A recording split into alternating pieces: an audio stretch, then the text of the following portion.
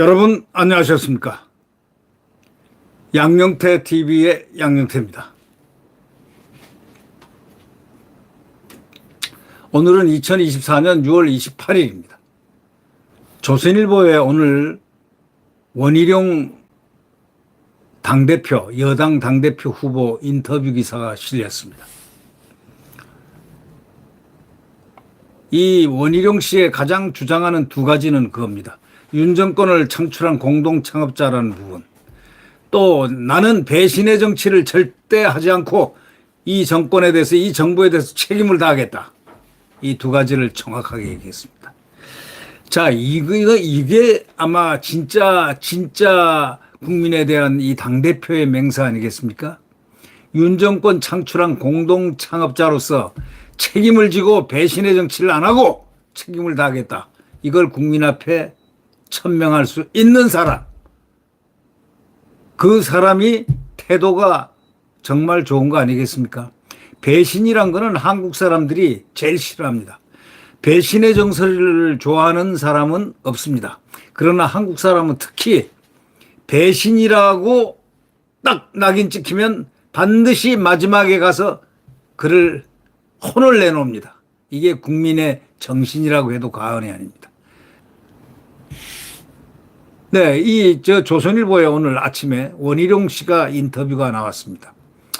이분은 이렇게 얘기합니다. 난 윤 정권 창출한 공동창업자다.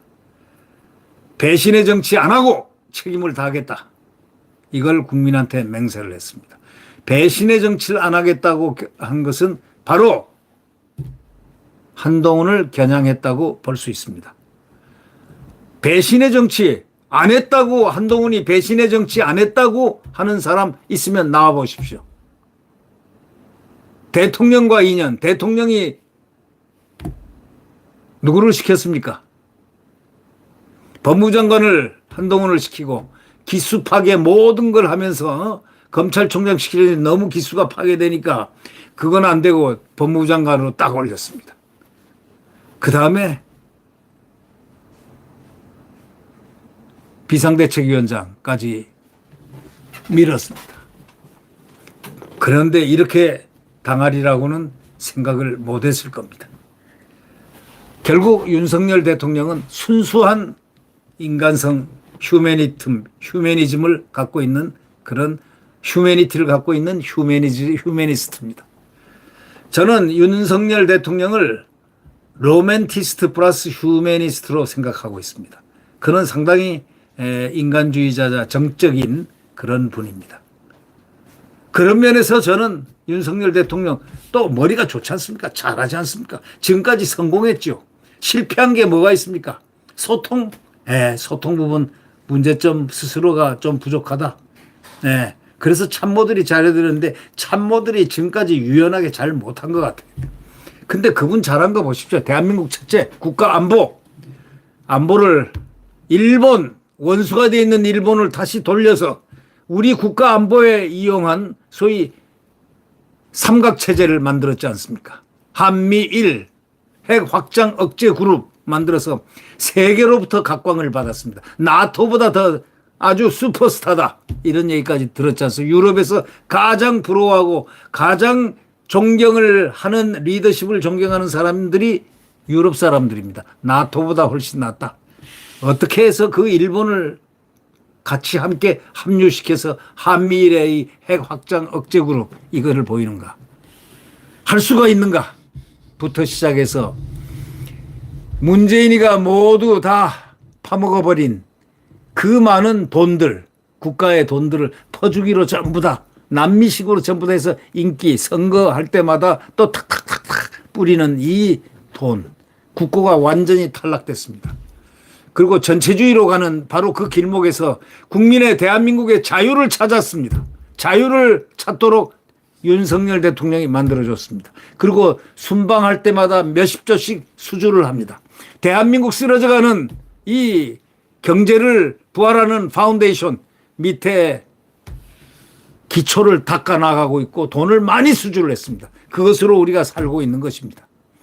국가안보, 외교안보에 정말 기록적인 상상을 못할 이러한 것을 만들어 놓고 9.19 군사합의도 당당히 딱 중지하고 자기 나라를 지킬 수 있는 그런 의지와 그들이 협박을 못하게끔 왜 핵 확장 억제 그룹이 딱 미국이 상시적으로 떠 있습니다.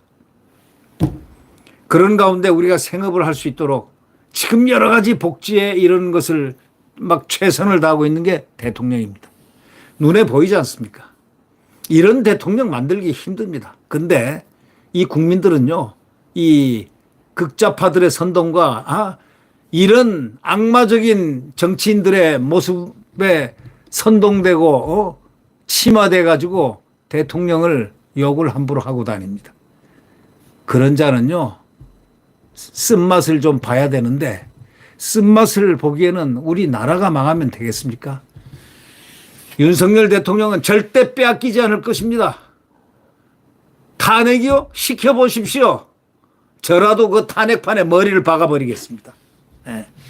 저 아무런 힘이 없어도 탄핵판에 내 머리에 피를 튀기겠습니다. 그래서 그 피가 이재명으로 가도록 탄핵을 시킨 어떤 자들에게 그 피가 던져지도록 하겠다 이런 말입니다. 무슨 탄핵을 시켜요 자기들이. 지금 이번 당대표 선거가 바로 탄핵이란 주제가 올라 있습니다. 윤상현 의원이 상당히 현명한 분입니다. 그분은 서울 상대를 나왔죠. 그리고 상당히 논리적으로 논리성이 있고 법리성이 있는 분입니다. 비록 경제학과를 나왔지만 나는 이런 생각을 합니다. 그분이 탄핵이라는 문제를 제기했습니다. 지금 한동훈은 탄핵시키려 하고 있다. 대통령을. 근데 선언문을 딱 보니까 당대표 선언할 때 지난 일요일 날 딱 보니까 깜짝 놀랐습니다. 당정이 수평적 관계를 하겠다. 최상병 특검을 하겠다. 수평관계가 지금은 수평관계 이런 상황에서도 수평관계 얘기하는데 당대표가 돼 보십시오. 윤석열 대통령을 자기 앞에 무릎을 꿇리겠다는 얘기하고 똑같이 들렸습니다. 여러분은 어떻게 생각하십니까? 이 원희룡 이런 얘기를 합니다. 나는 윤석열 정권을 창출한 공동창업자다. 중간에 대통령 인기가 떨어진다고 달면 삼키고 쓰면 뱉는 식으로 하면 안 된다. 끝까지 나는 책임지겠다. 이렇게 말했습니다. 지금 여기에 상당히 중요한 키워드가 있습니다. 우리가 흔히 어릴 때부터 많이 들었던 이야기. 달면 삼키고 쓰면 뱉는다. 이래서는 안 된다.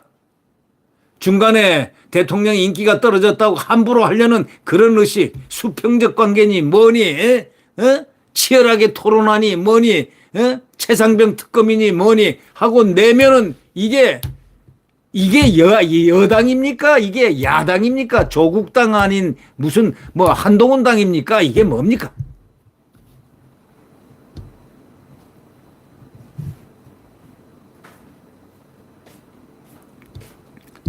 그래서 이 원희룡 후보가 인터뷰에서 나는 윤석열 정권을 창출한 공동창업자다.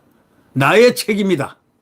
그 책임을 소재를 분명히 밝히면서 중간에 대통령 인기가 소멸된다고 아니면 인기가 떨어진다고 달면 삼키고 쓰면 뱉는 식으로 해서 되겠느냐? 끝까지 책임지겠다. 나는 끝까지 책임지겠다. 이렇게 얘기했습니다. 자, 여기서 누가 인간미가 있습니까?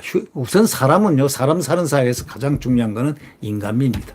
휴머니즘이 제일 중요합니다. 이 정치에서도 그 기본을 깔고 있는 정당 활동은 같은 정당원들끼리 중요한 거는 휴머니즘이 있어야 됩니다. 1 플러스 1은 2다. 0.5가 잘못하니까 나가. 우리의 같이 수평적 관계 되잖아. 0.5가 이렇게 기울었으니까 빠져. 아니면 탄핵시킬 거야. 이렇게 하는 얘기하고 뭐가 다릅니까? 이 원희룡 후보가 말하는 중간에 대통령 인기가 떨어진다고 달면 삼키고 쓰면 뱉는 식으로 하면 안 된다. 누구한테 이렇게 얘기했겠습니까? 나는 끝까지 책임지겠다 하는 원 후보의 그 이야기, 원희룡의 그 이야기 또 연속됩니다. 내부 분열로 힘도 못 써보고 정권을 헌납했던 2017년 탄핵 사태 재발만은 막아야 한다. 배신의 정치, 계산의 정치는 모두 불행하게 한다. 상당히 중요한 얘기를 오늘 했습니다. 이렇게 얘기했습니다. 똘똘 뭉치면 국민의 지지 분명히 받는다. 아무리 그가 인기가 있어도 그거는 연예인의 인기지 정치인의 인기가 아닐 것이다. 국민의힘의 인기가 아닐 것이다. 국민의힘 당원 여러분 모든 것을 잘 유심히 바라봐야 된다라는 말들이 숨어 있는 듯합니다.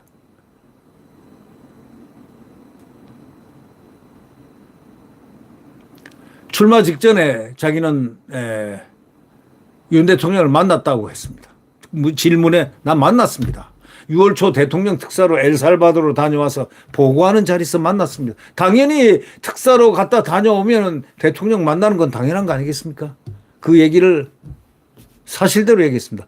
밥 한 공기에 미역국 넣고 식사하면서 국토부 장관 시절에 있었던 해외 수주 후일담, 후속 조치 등에 대해 이야기했고 대통령께서는 윤상현, 나경원 후보와 만났고 한동훈 후보와는 전화했다는 이야기를 해 듣고 나온 게 전부다.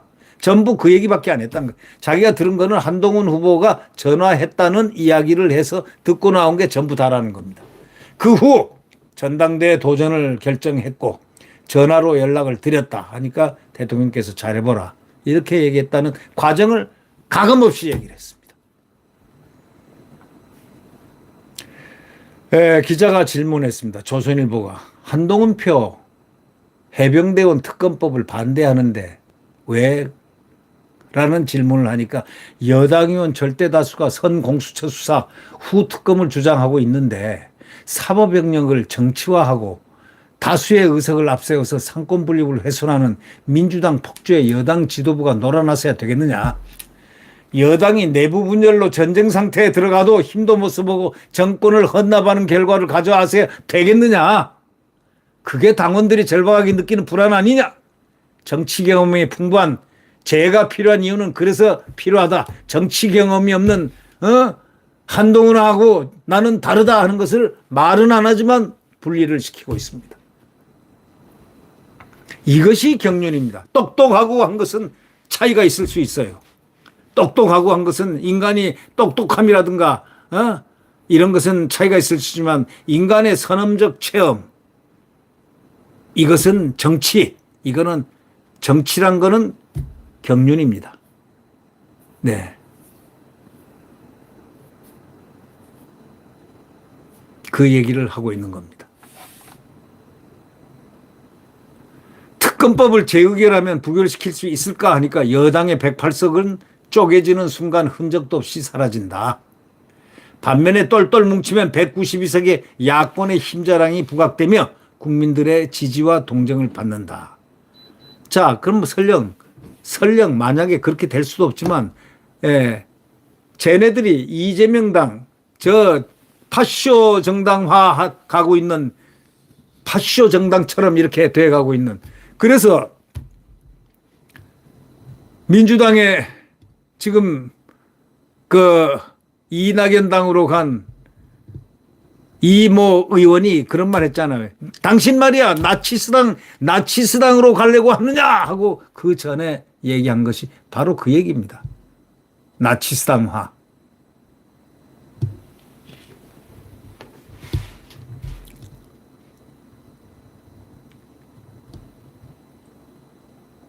그래가지고 108석 쪼개지는 순간 흔적도 없이 이 당은 사라진다고 얘기하면서 똘똘 뭉치면 반면에 똘똘 뭉치면 192석 야권의 힘자랑이 부각돼 가지고 국민들이 지지와 동정을 무척 갑자기 많이 받게 되는 그런 현상이 일어난다.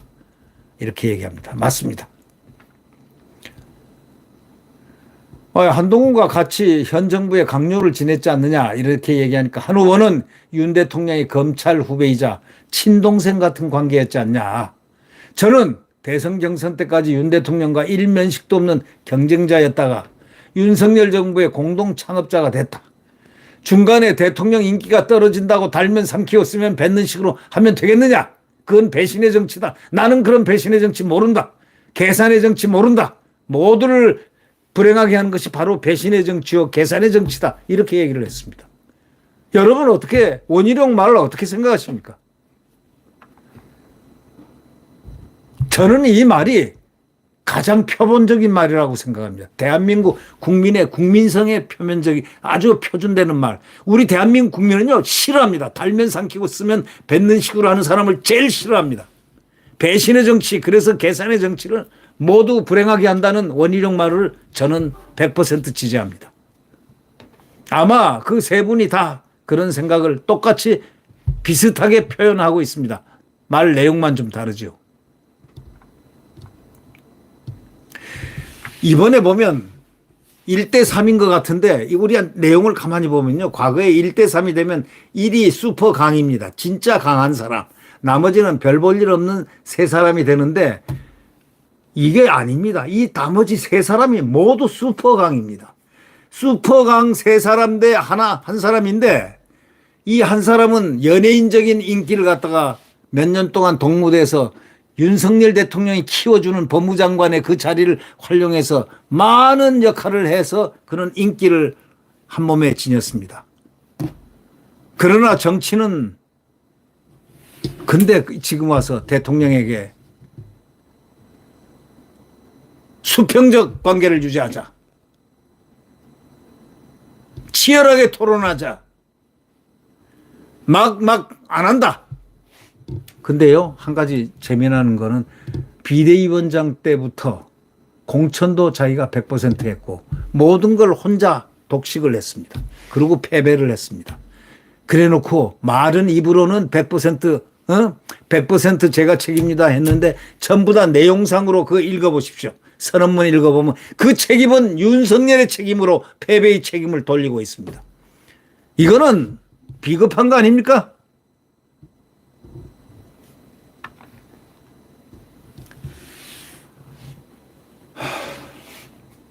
그래서 이 기자가 질문했습니다.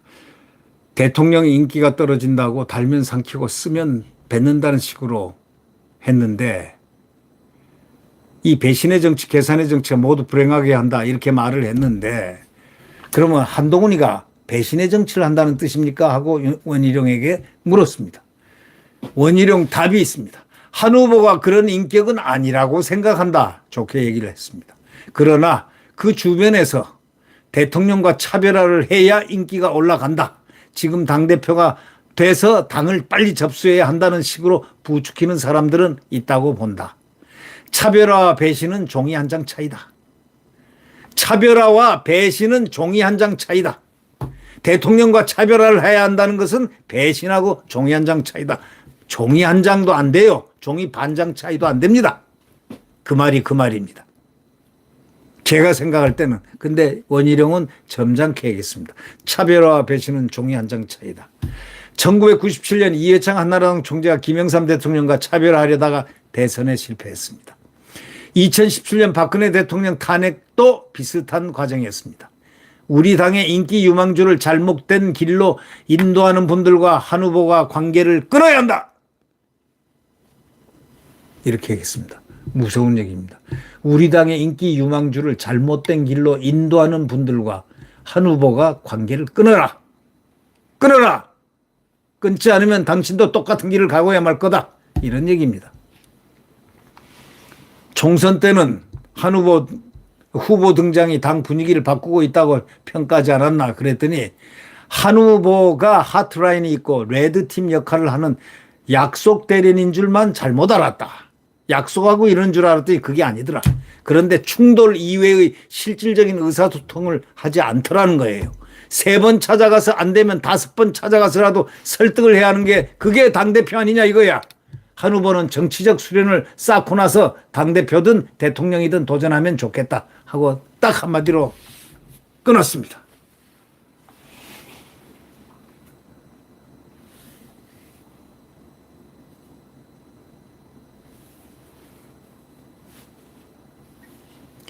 총선 후에 한 후보하고 식사를 했는데 무슨 말을 했습니까? 하니까 나는 눈을 맞으러 갔을 때 서천 화재 현장에 윤 대통령과 한 후보가 만났을 때 무슨 일이 있었냐 이렇게 물었고, 한 후보는 당이 왜 이래요? 옛날부터 그랬어요? 라고 하는 등 친형제같이 동병상련의 입장에서 서로 얘기를 통했다 이거야. 근데 나중에 보니 그게 아니더라 이런 얘기죠. 네. 이재명을 쳐넣어야 한다는 발언에 민주당이 반발했는데 어떻게 생각합니까? 이 원희룡 후보가 이렇게 얘기했습니다. 이재명을 어떻게 생각하니까 이재명은 쳐넣어야 한다. 어디 감방에 쳐넣어야 한다는 겁니다. 딱 한마디로 얘기를 했습니다. 그러니까 민주당이 난리가 났습니다. 원희룡 나오면 반드시 쳐넣을 것이라는 걸 알고 있기 때문이죠. 원희룡도 과거에 검사 출신입니다. 검사 올해는 안 했지만 한 4년 정도 했을 겁니다. 네. 잘 아시겠지만 원희룡은 수재입니다. 그러나 그는 절대 내색을 하지 않습니다. 예. 그는 전국 국가고사 대학입시에서 전교 수석을 했습니다. 전국 수석을 했습니다. 사법시험 때도 전국 수석했습니다. 예. 입학 때 서울법대 들어갈 때도 수석했습니다. 예. 그래도 그는 수석했다는 소리를 안 합니다.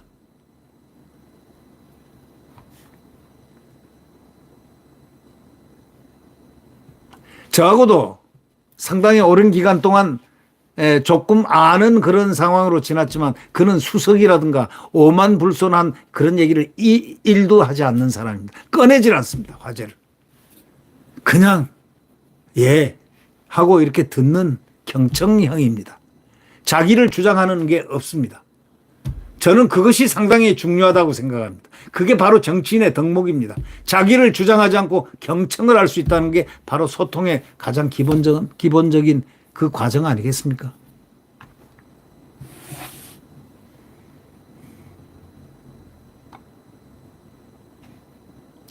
법무행정 책임자가 한 후보였단 말이죠. 근데 어떻게 생각하느냐 이렇게 조선일보가 질문했습니다. 법무장관 한동훈의 책임으로 검찰 인사와 이재명 관련 수사 재판 지연 인사 검증 권한을 법무부가 가져가 놓고서 실패했던 것을 꼽는다 그랬습니다. 자, 검찰 인사 실패했고 이재명 관련 수사 실패했지 않냐. 자, 검찰총장을 누가 추천했냐 이거야. 이원석이를. 그래서 가져가서 재판 지연을 했고 인사검증 권한을 법무가 다 가져가 놓고 실패를 했던 것. 그걸 꼽겠다고 분명히 얘기를 했습니다. 그리고 무슨 적폐 수사를 못 했잖아요. 안 한 거죠. 그 안 했던 이유를 어저께 홍준표의 그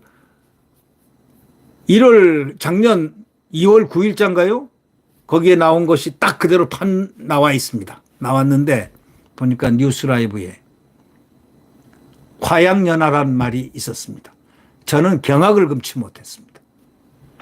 이제 모든 것을 다 알았어요. 이원석 총장하고 둘이 법무부 장관이 적폐 수사를 안 했다는 사실을 그 원인을 어디서 찾아야 되느냐. 바로 두 사람에게서 찾는데 가장 중요한 사람이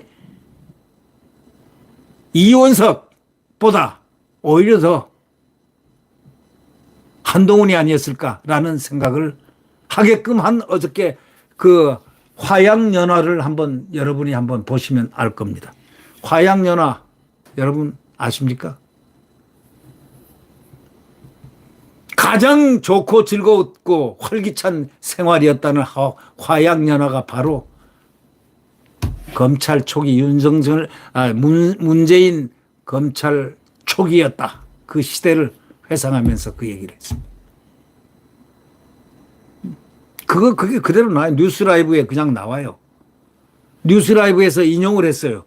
한동훈의 말을 인용했습니다. 제 방송 바로 어제 방송을 찾아보시면 나옵니다. 화양연화.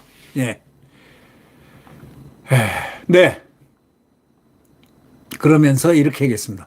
법무장관 한동훈의 책임으로 검찰 인사와 이재명 관련 수사 재판 지연 인사 검증 권한을 법무부가 다 가져가 놓고 실패한 것을 꼽겠다. 장관 때 상설 특검을 반대했다가 이제 와서 여론을 이유로 특검에 찬성하는 것도 도저히 납득하기 어렵다. 객관적 자기 평가가 필요하다. 아주 무서운 얘기를 사실상 딱 했습니다.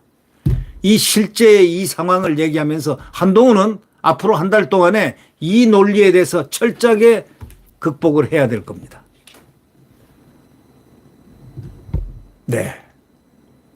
이 원희룡의 인터뷰를 보면서 가장 우리에게 지금 대한민국 국민에게 가장 정서에 맞는 이야기가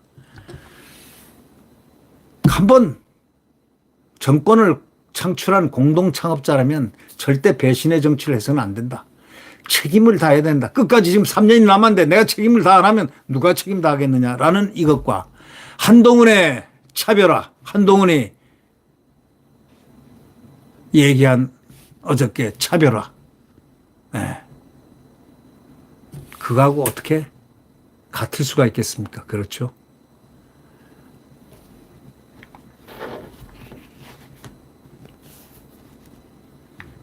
설령 한동훈이 된다 하더라도, 당대표가 된다 하더라도 저는 이 소위 세 사람, 원희룡, 나경원, 그리고 윤상현 편에 서서, 왜? 그들이 옳으니까. 한동훈의 정체성과 대한민국과 이것을 결부지어서 논리적으로 여론의 난대로 자기가 한 말과 모든 것을 모두 분석을 해나갈 겁니다. 네. 네, 구독 버튼과 엄지를 눌러주시면 감사하겠습니다.